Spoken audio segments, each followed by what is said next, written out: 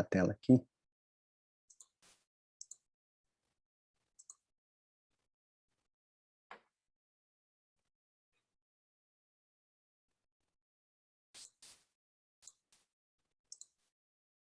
Estão vendo a tela aí? Sim, estamos vendo. Aqui. Deixa eu colocar aqui. Ok. Um bom dia a todos. Deus abençoe a cada um que está aqui novamente. Deixa eu levantar a câmera aqui para ficar melhor. E vou só fazer um breve resumo do que nós vimos ontem, né? A partir de um momento. Não sei se todos que estão aqui estavam ontem, né? Aqueles que não estavam vão ter que dar uma olhadinha depois no vídeo que foi gravado aí, né? E ontem também falei que nós temos um canal também, né? E não está atualizado, né? Esses vídeos, porque não deu tempo da gente fazer tudo. Mas tem um canal chamado A Bússola. E A Bússola Odair Faria. E vocês podem entrar lá e também assistir outros vídeos que nós temos lá, né? Mas estamos falando aqui diretamente do Espírito Santo, no ICEVES, Instituto Cristão de Educação, Vida e Saúde, onde nós preparamos famílias para saírem das cidades e irem para o campo, né? E preparamos também missionários na escola missionária para pregar o evangelho e as 3 mensagens angélicas. Ontem nós falamos que demos um início ao nosso estudo, que vai durar essa semana, e nós falamos sobre assim como os cristãos tiveram um sinal que indicava o fim de Jerusalém, né? Que era o cerco de Jerusalém, assim também nós estamos aguardando um importante sinal, né? Que vai despertar a igreja, né? Que é o decreto dominical. A maioria das pessoas hoje estão aguardando o decreto dominical para então tomar posição em relação à sua vida cristã, em relação a Cristo, a fazer as suas mudanças, né? E nós vimos que algumas coisas que Deus está nos dando com alertas, né? E o que o decreto dominical vai causar na igreja adventista? Vai causar um despertamento, né? E esse despertamento, eu quero que vocês atentem para essa tela, porque ela vai fazer sentido lá, talvez amanhã, quando a gente chegar nessa parte, né, no decreto dominical, e o que isso vai causar na igreja. Então, a partir desse sinal, nós vimos que alguma sequência de eventos, né? Estamos vivendo que o revivamento é reforma, né? E que Deus espera que essas duas coisas aconteçam juntas, né? E quando essas duas coisas acontecerem juntas, acontece uma sacudidura interna. E eu digo para vocês que isso não é futuro, isso é presente. Isso já está acontecendo hoje. Um reavivamento e reforma, e também uma sacudidura interna no meio do nosso povo. E o selamento também interno. Então, com isso acontece um selamento interno da igreja. E com isso a chuva cirúrgica começa a ser respingada no meio do povo e começa a haver uma forte proclamação da mensagem dentro da igreja. Ok? Primeiro acontece dentro da igreja. Primeiro as ovelhas de Israel. Depois Deus avança, né? Vem o decreto dominical, onde Deus vai fazer o movimento pendular, que eu expliquei para os irmãos ontem, sair das cidades, os que estão na cidade vão querer ir para o campo, e os que estão no campo vão sair para as cidades para pregar a mensagem. E começa uma perseguição, e o alto clamor, o selamento externo, agora para o lado de fora da igreja, a sacudidura geral, e vem os mártires, né? Ontem eu não falei isso para vocês, né? Não sei se todos estão prontos para ouvir certas coisas, né? Mas todos aqueles que vierem depois do decreto dominical serão mártires, né? Vão morrer, né? Não ficarão vivos até o retorno do Senhor Jesus. Vão morrer como mártires, vão dar a sua vida pela verdade e depois ressuscitarão, né, quando Jesus estiver voltando. Depois acontece, então, o fechamento da porta da graça, e para isso Deus dá um sinal. O fechamento da porta da graça é a primeira praga. Então Deus solta os 4 anjos. O anjo que sai daqui sobe ao céu, eles estão todos selados e numerados. E aí os 4 anjos soltam os 7 anjos com as 7 últimas pragas. E começa o tempo de angústia, né? Vem o decreto de morte, e depois do decreto de morte, ninguém morre mais depois da primeira praga, né? Dos salvos, né? Entre os salvos não há mais morte depois da primeira praga. Eles estão selados e não vão morrer mais. Deus não vai permitir isso, porque não tem motivo da morte deles. Não tem mais conversão, e não tem mais salvação. Então, quem está salvo não vai morrer mais. E quem está vivo, entre os ímpios, pode morrer com algumas das pragas, né? Mas entre os salvos não há mais morte. Então, também começa o tempo de angústia. Depois do decreto de morte vem a angústia de Jacó, que aí é a fuga das cidades. Então, todos aqueles que estão na cidade, pregando o evangelho, vão sair e fugir. E aqueles que estão no campo também vão fugir, vão abandonar os seus sítios, as suas fazendas, suas chácaras, né? E vão fugir, né? Para os montes e se esconder nas cavernas. Esse é o tempo da fuga das cidades, né? E aí começa então a angústia de Jacó, que é quando nós vivemos inteiramente na presença de Deus, sem um intercessor, né? Que começou ali no fechamento da porta da graça, que vai até a volta do Senhor Jesus. E aí começa uma perseguição. A perseguição vai começar no decreto dominical, mas ela vai ser bem suave. Ninguém vai sair já perseguindo e matando e dizendo, né? Mas quando as pragas começarem a cair, é que começa a intensificar essa perseguição.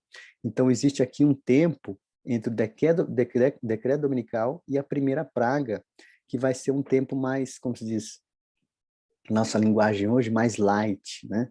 Vão haver pregações, vai haver perseguições, mas essa perseguição ainda não é intensa no sentido de privar as pessoas da sua vida, né? Isso vai acontecer depois que caia a primeira praga, porque até então você não pode nem comprar e nem vender. Essa é a regra, mas isso já existe hoje para nós, por exemplo. Muitas pessoas hoje que já são adventistas, nós já vivemos, entre aspas, um decreto dominical, porque muitos empregos, trabalhos, escolas funcionam sexta-feira à noite e nós simplesmente não participamos. Nós não vamos. Então, certos trabalhos a gente não tem como prestar concurso ou trabalhar. Por quê? Porque já funciona aos sábados e domingo é fechado. Então, entre aspas, o decreto dominical já existe entre nós, porque você vai andar no comércio de sábado, está tudo aberto, né? E no domingo está tudo fechado. Ou seja, o comércio já está dizendo a que Deus eles servem, né? E quem nós servimos. Então, nesse sentido, o decreto dominical já existe entre nós, é que as pessoas não percebem que isso já está acontecendo, né? Então, o sábado é um dia normal para o mundo no comércio, mas para os adventistas ele é diferente. E aí vem então o decreto dominical, nós vamos não poder não comprar e nem vender. Essa é a regra, não compra e não vende. Mas aqueles que têm a água e o seu alimento no campo vão sobreviver nesse período como reis e rainhas, né? Porque eles têm a sua água, têm o seu pão, simples, natural, né? Lá no campo. Não vai ter sofisticação. Talvez fiquemos sem energia, então é bom a gente se preparar para isso. Talvez nós fiquemos sem água, porque se a nossa água vem de poço e bomba elétrica, você vai precisar de uma água. Por isso que a Sion White vai mostrando para a gente os detalhes desse curso que a gente dá aqui dos 10 dias, os detalhes de como deve ser a nossa propriedade. Como é que eu vou para o campo, num lugar eu dependo totalmente da cidade? Então é se tornar independente, cada vez mais simples, né? Ter o seu alimento plantado, para que quando chega esse momento, depois da queda mecânica, não vai ser tempo, por exemplo, da gente passar tempo na cozinha cozinhando. Então Deus vai simplificar a nossa alimentação, vai se tornar cada vez mais simples, assim como os discípulos estavam saindo para pregar com Jesus, passaram no meio do milharal, cataram o milho e comeram. Então, a alimentação mais simples e menos sofisticada vai fazer parte dessa alimentação desse povo, porque o interesse deles não é ficar comendo, não é ficar preso à cozinha, cozinhando e preparando alimentos todo sofisticado, mas sim pregação do evangelho, porque o interesse é pelas almas. Então, a alimentação, Deus está simplificando a nossa alimentação justamente para esse tempo, para que a gente possa sair. A gente tem aqui entre nós, né, uma ideia entre nós de que, por exemplo, nós temos um dia aqui entre todos nós que moramos aqui nos SEVES, assim, ó, hoje nós não vamos trabalhar como se não tivesse fogão. Então, cada um vai sair, não tem cozinha nem fogão, cada um vai sair aqui em volta do próprio sítio e colher o seu próprio alimento e comer de forma simples, como se não tivesse fogão, como se não tivesse micro-ondas, se não tivesse geladeira, não tivesse toda essa sofisticação que nós temos hoje. A gente já tem fogão a lenha aqui, a gente já não usa gás, né? Então a gente quer simplificar para que a gente aprenda. A gente também tem aqui um dia sem energia, porque nós vamos ficar sem energia.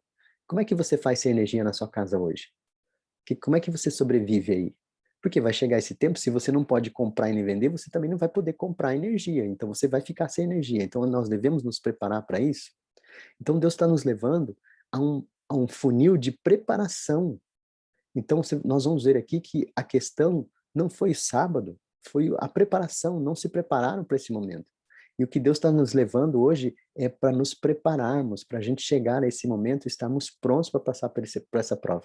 Então, a angústia de Jacó, ela vem depois do decreto de morte. E então, entre a quinta e a sexta praga, há ressurreição especial. Então, as 4 primeiras pragas estão caindo, e começa aqui o decreto de morte depois da quarta praga, porque a Senhora White diz no grande conflito, que Satanás vai dizer que estas pragas estão caindo por causa de um povo que está se rebelando contra o domingo. E então ele sugere para que seja imposto um dia, e é marcado um dia para que eles se arrependam e voltem. Esse povo que não quer guardar o domingo. E se eles não voltarem, então o povo deve matá-los. Então é melhor que eles morram do que todo o mundo pereça. Assim como foi com Jesus, né? É melhor que um homem morra do que toda a nação pereça. Então, nesse tempo de angústia de Jacó, é onde acontece o cerco do decreto de morte. Só que ninguém mais morre do povo de Deus nesse período. Então, a perseguição ela começa e se intensifica após as pragas começarem a cair. Ela começa no decreto dominical, mas ela se intensifica após as pragas. Porque vão dizer que somos nós os causadores dessas pragas, e Deus está irado por causa disso.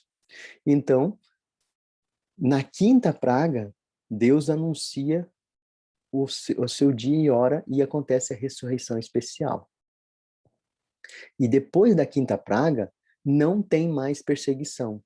Encerra aí o processo de perseguição. Então, eles vão para nos matar e ao invés de nos matar, eles matam uns aos outros. Por quê? Porque eles vão matar uns aos outros. E eu vou dizer uma coisa para vocês bem séria, depois eu vou mostrar aqui os textos de profecia. Eu creio, particularmente, que a maioria dos ímpios vivos, uma grande parte deles, a grande multidão dos ímpios, nesse período, são adventistas nominais que vão se perder. E eu vou explicar já já por quê. Então, terão 2 grupos. Os fiéis, filhos de Deus, adventistas fiéis, que foram selados, e os adventistas nominais, do outro lado. Um guiado pelo Espírito Santo e o outro guiado pelo próprio Satanás. E eles é que vão perseguir o povo de Deus, né? E depois acontece o grande livramento, né, do povo de Deus, cessa então a perseguição, e aí vem a vinda do Senhor Jesus. Depois da quinta praga, que acontece o livramento, na quinta, sexta e sétima praga, isso é sequencial, né? Não é assim sequencial, acontece já vem a outra, mas é um período curto. Deus anuncia a sua vinda. E quando ele anuncia a sua vinda, ele diz o dia e a hora da sua vinda. Então nós vamos saber também o dia e a hora da vinda de Jesus antes dele vir. E eu particularmente creio que isso é um período curto, não é de um dia, também não é na hora. Deus vai dizer o dia e a hora. Então não é no mesmo dia. Se ele vai dizer o dia e a hora, por que a Bíblia está dizendo? Ele vai dizer o dia e a hora. Então, se ele fosse no mesmo dia, ele dizia, ó, tal horário. Então ele diz o dia e a hora, que é à frente. E eu particularmente creio que são 7 dias depois. Assim como Deus anunciou para Noé, né, o dia e a hora 7 dias antes, né, assim também creio que ele vai fazer a mesma coisa. Jesus também anunciou para os discípulos 7 dias antes a sua morte, né, que seria numa sexta-feira. Então, no tempo do fim, creio também que Deus vai anunciar esse período. Não estou dizendo que é isso, tá? Mas olhando e compreendendo os textos de profecia, isso dá essa interpretação. Então vem o fechamento da porta da graça. O fechamento da porta da graça, ele não como se diz, de acordo com a profecia, ele não é universal, num momento só para todos. Eles são divididos em momentos. Então, por exemplo, hoje a Sra. White diz que a porta da graça hoje já está se fechando para alguns. Alguns falam assim, tá bem, é quando morre. Sim, quando morre também está encerrado. Por quê? Por que fechou a porta da graça? Porque não existe mais mudança da sentença para essa pessoa. Porque ela não tem mais, entre aspas, oportunidade, mesmo com a porta da graça aberta, ela não tem mais oportunidade de mudar o destino dela. Já está encerrada. Se ela está salva, ela está selada para a salvação. Se ela está perdida, ela está selada para a perdição e não tem mais mudança. Então, pela morte, acontece, entre aspas, o fechamento da porta da graça para essa pessoa. Mas é individual. Mas existe outro fechamento da porta da graça que alguns dizem assim, isso acontece só lá no fim, né? Então, de acordo com a Profecia e com a Bíblia, o fechamento da porta da graça, ele não acontece só lá na primeira praga. Na primeira praga, ele é universal. Mas antes da primeira praga, existe um fechamento da porta da graça para um povo. Então, quem é esse povo e por que ele fecha antes? Nós vamos estudar isso também mais para frente. E aí Satanás vai personificar a falsa vinda de Cristo, porque ele tem interesse de enganar o povo de Deus, né? E o mundo evangélico, hoje, as pessoas falam assim, eu sei, o mundo evangélico não, os adventistas, né? Nós adventistas, dizem assim, vai ser fácil, eu só preciso saber, se ele pôs o pé na terra, esse não é Jesus, né? Então, muita gente fala assim, vai ser simples, é só ver. Se ele pôs o pé na terra, eu não vou ser enganado. Eu vou saber que aquele ali não é o Jesus. Mas olha só, nós vamos ter que estar lutando contra aquilo que nós vemos, ouvimos e estamos presenciando. As pessoas, olha só, se a gente olhar para a nossa sequência, nós temos uma sequência da vinda de Cristo, de situações que vão se cumprir. Então, nós pregamos o seguinte, quando Jesus vier, antes dele vir, quando Jesus vier, ele vai vir e vai ressuscitar os mortos, mortos que morreram em Cristo, e a ressurreição dos ímpios que perseguiram e mataram os cristãos de todas as épocas e a Cristo também. Então, quando Cristo vier, ele vai ressuscitar os salvos. Depois ele vai levar esse povo para morar com ele 1000 anos. E quando ele morar lá, vai haver um juízo, o juízo dos ímpios, vai julgar os ímpios. E quando ele voltar, ele volta para sentenciar os ímpios. Então veja, nós pregamos assim, que Jesus virá, e quando ele vier, ele vai ressuscitar os mortos em Cristo, vai levá-los para reinar com ele por 1000 anos, e depois desse reinar de 1000 anos, ele vai voltar e vai restaurar a sua cidade, o seu governo, e vai sentenciar os ímpios à morte. Agora vamos por outro lado, como que o mundo evangélico prega isso? O mundo evangélico, os Estados Unidos e Roma, estão totalmente interessados aonde? Onde vai ser o reino do Cristo que eles estão aguardando? Que é o anticristo. Alguns falam assim, o trono do reinado da besta vai ser lá nos Estados Unidos.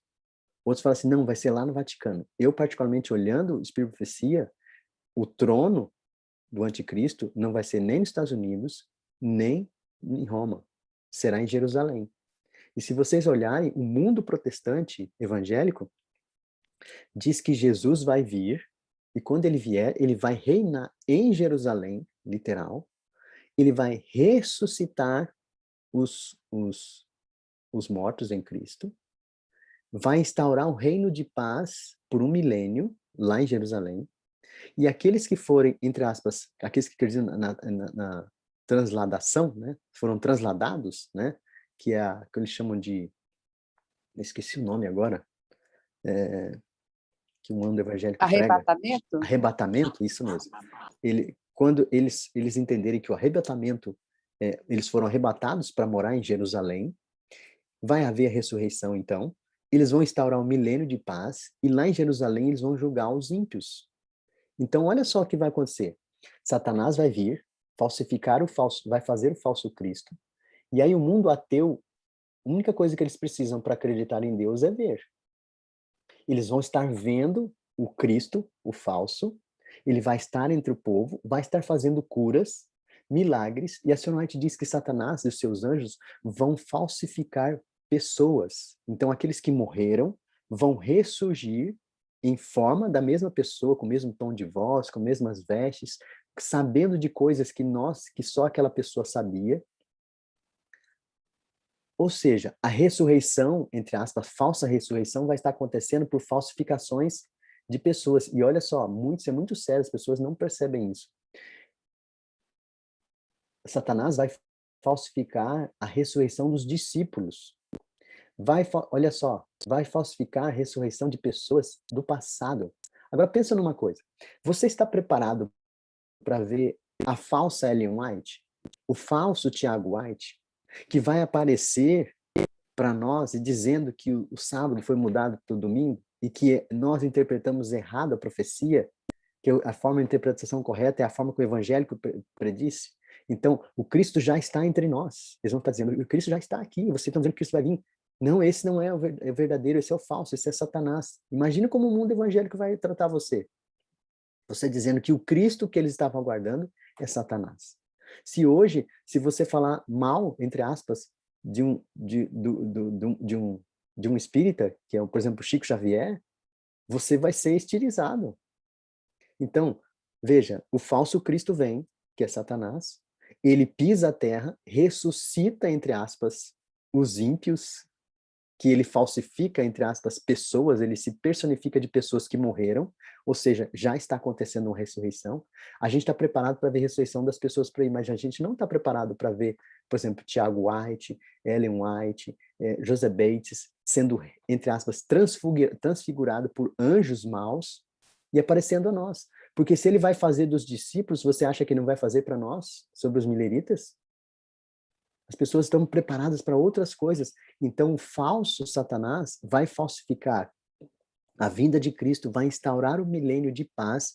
E olha só, quando ele instaura o milênio de paz, leva esse grupo de pessoas para reinar com ele em Jerusalém, literal, aqui na terra. Por isso que tantos países protestantes defendem Israel, porque eles creem que é ali que o Messias vai vir para morar, para restaurar o seu reino. Levar essas pessoas para morar com ele, tá vendo? Já aconteceu o arrebatamento, tá aqui, olha aí, se morreu no passado foi arrebatado, eles não morreram, eles foram arrebatados, agora vão reinar com Cristo onde? Em Jerusalém, por um milênio de paz. E o que eles vão fazer lá no milênio de paz? Vão julgar os ímpios. E vão sentenciar os ímpios no final, igual está escrito na Bíblia, à morte. Então, eles vão reinar em Jerusalém. E quem vai ser os ímpios agora? Os ímpios serão, entre aspas, os fiéis filhos de Deus que não aceitam o domingo como dia de guarda. E eles vão ser julgados e condenados à morte, para que toda a terra seja purificada dessa, entre aspas, imundícia de povo. Então nós seremos odiados de todas as nações. E então Satanás agora falsifica toda essa sequência do que nós conhecemos de profecia e nós vamos dizer, peraí, será que eu estava errado? Será que eu estou certo? Será que é isso mesmo? Se hoje a gente tem dúvida se nós devemos ir para o campo, se hoje a gente tem dúvida se a gente deve abandonar um certo tipo de alimentação, se hoje a gente tem dúvida que a gente deve educar os nossos filhos, como é que a gente vai ter certeza nesse tempo onde as coisas vão estar acontecendo diante dos nossos olhos? Nós teremos que ter uma fé realmente embasada no assíduo do Senhor, porque a Sra. White diz que esse será um terrível engano de Satanás.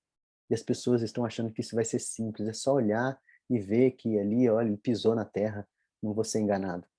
Se hoje a gente consegue abandonar nem a Coca-Cola, nem o refrigerante, nem a carne, e a gente vai ter forças para fazer isso. E então vem as 7 últimas pragas, né?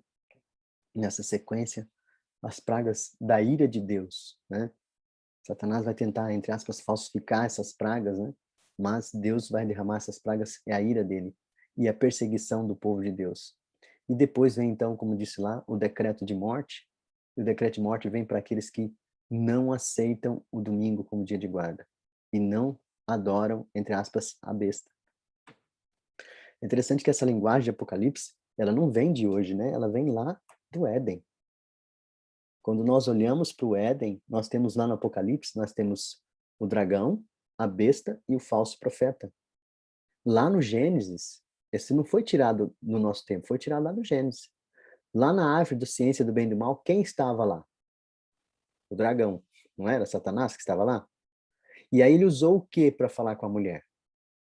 uma besta, um animal, e aí o dragão usa a besta para falar com a mulher. E ele convence a mulher.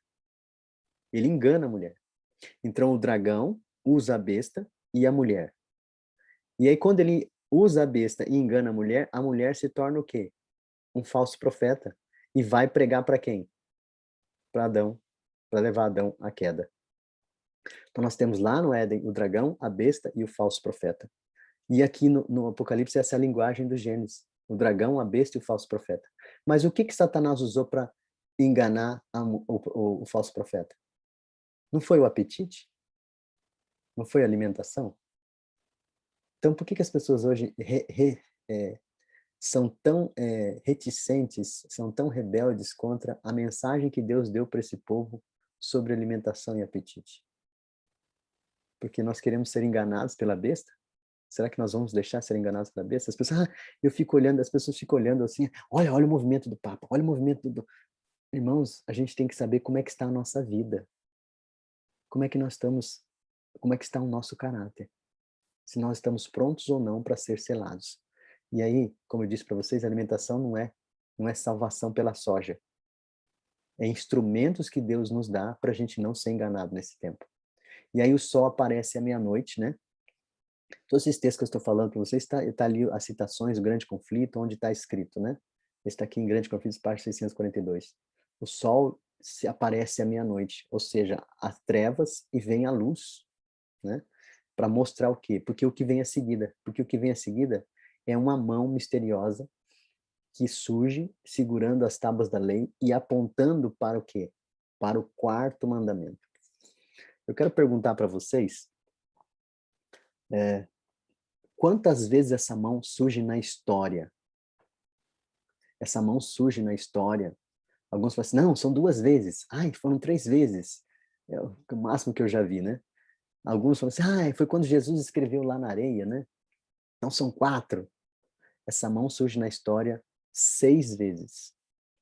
E quais são as 6 vezes que essa mão surge na história? E toda vez que essa mão surge na história, ela surge para fazer 2 coisas. Para dar uma sentença e para traçar um novo ciclo, para começar um outro ciclo.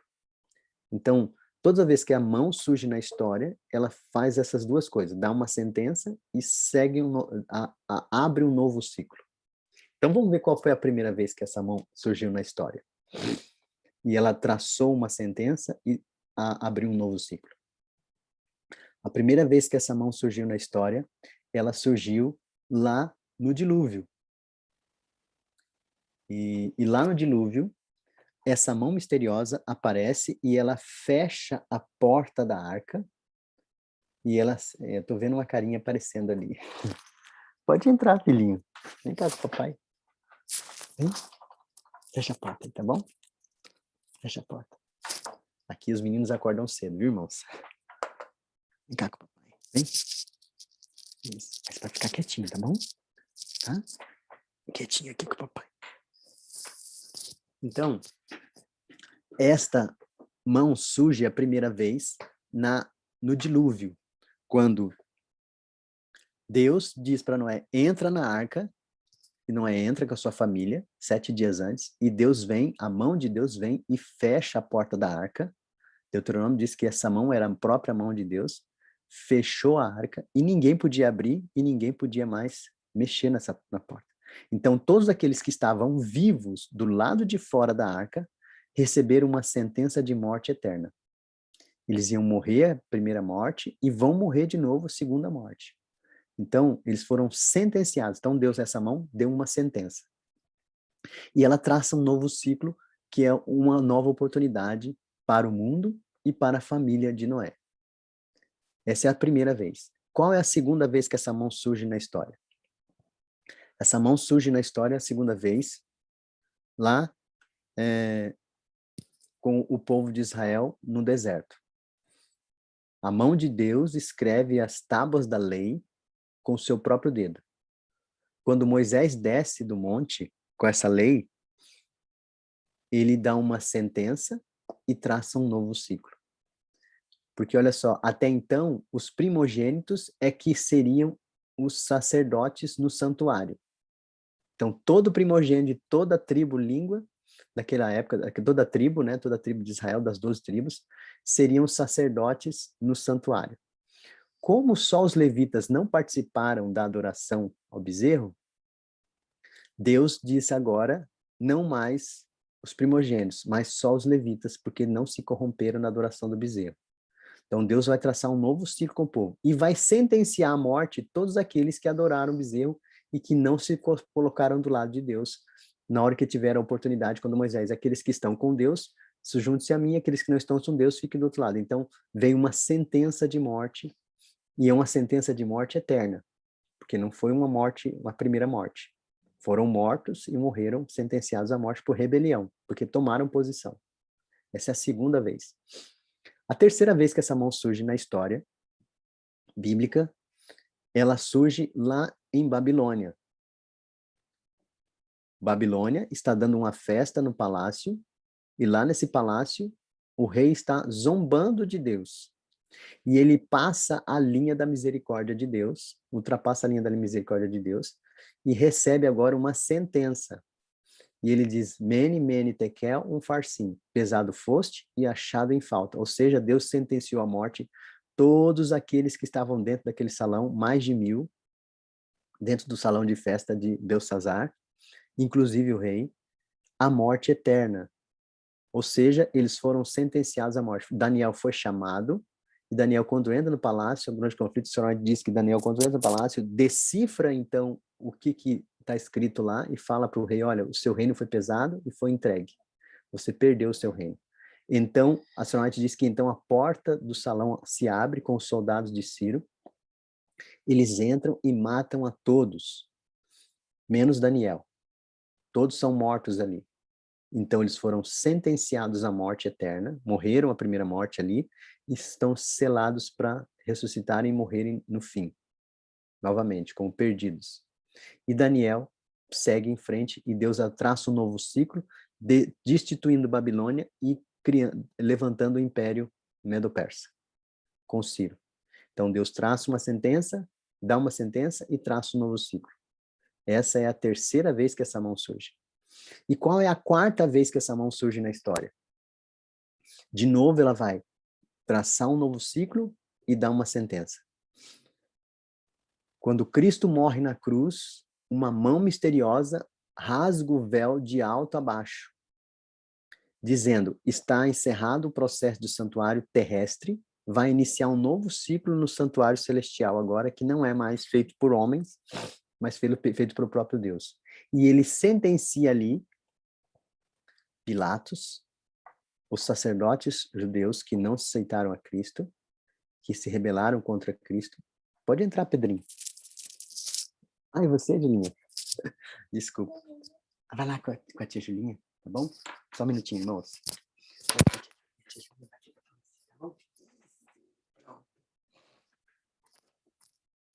Perdão, irmãos.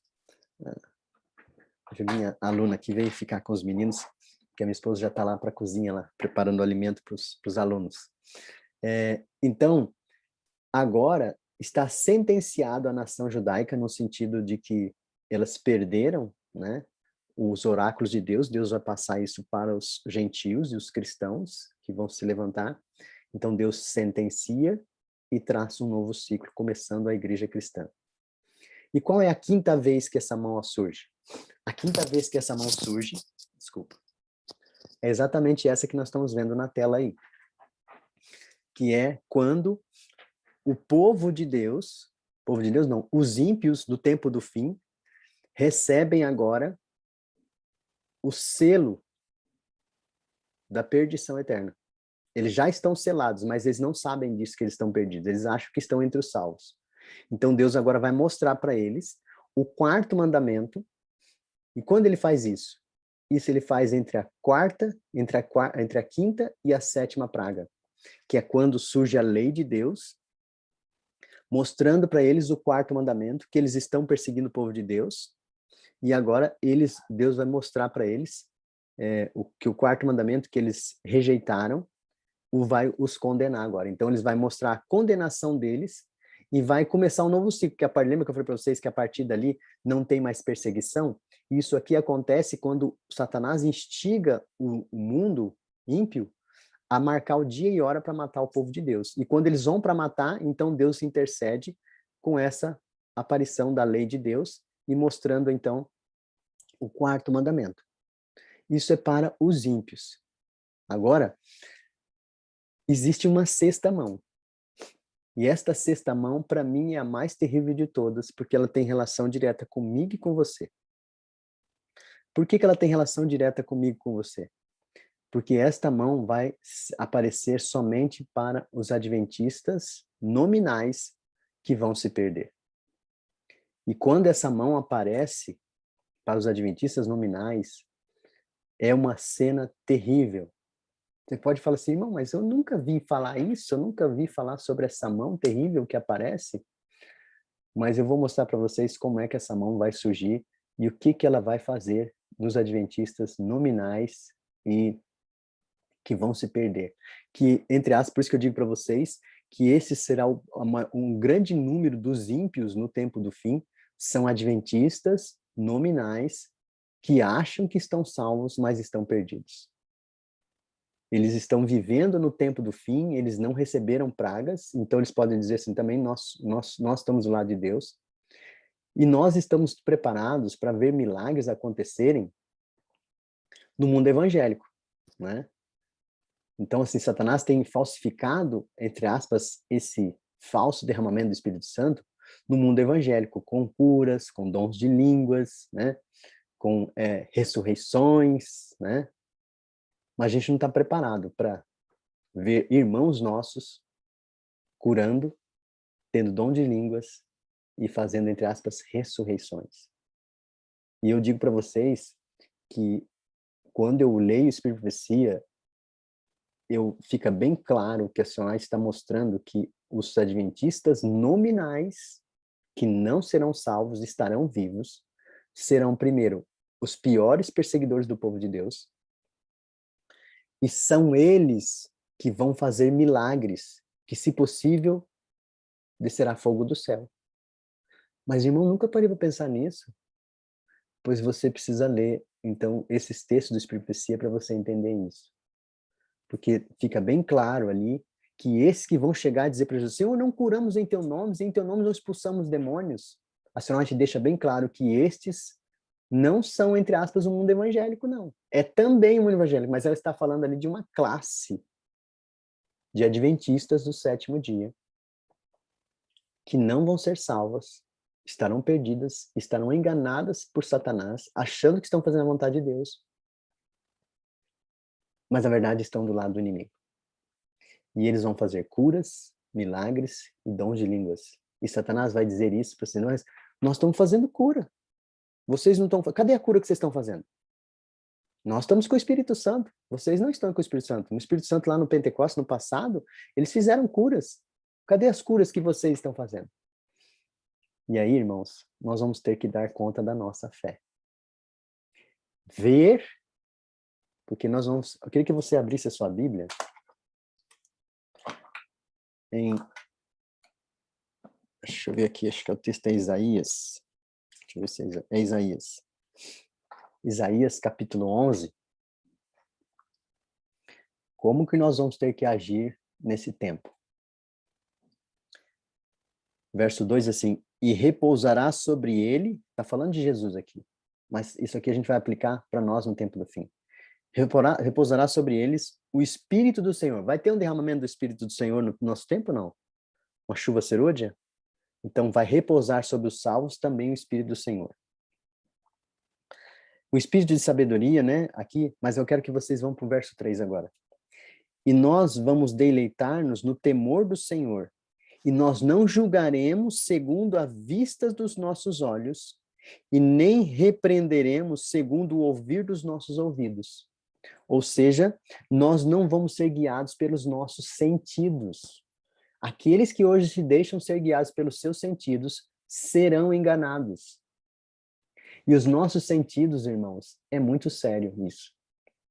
Ele é afetado pelaquilo que eu vejo, pelaquilo que eu toco, pelaquilo que eu como, pelaquilo que eu ouço e por aquilo que eu respiro. Então, hoje, a atmosfera das cidades está preparando os seus sentidos para receber Satanás, como o grande enganador. Se vocês perguntarem para os nossos jovens, os nossos filhos, que, entre aspas, moram na cidade, qual o melhor dia da semana? Faz assim essa pergunta sem estar envolvido com um momento de culto, nada. Qual o melhor dia da semana que vocês acham? Sabe o que eles vão dizer? Domingo. Eu já fiz essa pergunta para vários jovens adventistas, assim, numa rodinha conversando. Que dia é o melhor dia da semana para vocês, para as crianças? Ah, o melhor dia é o domingo. Por quê? Ah, porque domingo a gente vai para a praia, domingo a gente vai andar de bicicleta, domingo a gente fica em família, domingo a gente sai para almoçar juntos. Olha só, como é que tem sido o seu domingo aí na cidade? Será que tem sido um dia de guarda, entre aspas, para os seus filhos, onde você fica com os seus filhos mais tempo, onde você sai e faz coisas que eles gostam com eles? E como é que é o sábado? É aquele dia monótono, chato, cheio de reuniões, onde o pai fica numa reunião de comissão, a mãe fica numa outra reunião de diretoria, e os filhos ficam esquecidos em casa, esperando terminar o dia alegre para então, no pôr do sol, sair para fazer alguma coisa que vale a pena. Então, muitos de nós estão preparando os nossos filhos para aceitar o domingo, né? Graças a Deus, aqui no campo, a gente faz questão de fazer com que o domingo seja um dia igualzinho ao da semana, de trabalho, de atividades, mas na sexta-feira, os meninos ficam esperando aqui o sábado. Hoje é o dia da preparação, papai. Hoje é o dia da gente usar a nossa roupa especial. Hoje é o dia da gente vestir o nosso calçado especial. Hoje é dia da gente fazer um culto especial. E o sábado é um dia alegre. A minha esposa tem uma caixinha que ela chama Caixa do Sábado, que ela separa as coisas que as crianças podem usar só no sábado. São atividades que ela faz com elas só no sábado. A gente tem um encontro em família, todos os dias a gente almoça junto, mas no sábado é um dia que a gente fica juntos, a gente sai para caminhar em meio à natureza, apesar de morar no meio da natureza. Para que nós possamos preparar os nossos filhos para entender que o sábado é o único dia especial da semana. Muitas vezes nós estamos vivendo na cidade e preparando os nossos filhos para receber o selo de Satanás, que é o domingo. E eu queria perguntar para vocês nessa manhã, né? Nós falamos sobre, são 6 vezes que essa mão surge. 5 delas a gente já viu. Você quer saber qual é a sexta mão? Amanhã, às 5 horas, nós estaremos aqui para dar continuidade e ver qual é a sexta mão e quando ela aparece e para quem ela aparece, tá bom? Que Deus abençoe a todos e que tenhamos um ótimo dia na presença do Senhor Jesus. Faltam 5 minutos para 6 e eu vou parar por aqui. Para aqueles que quiserem fazer perguntas, quiserem fazer suas participações, a gente possa compartilhar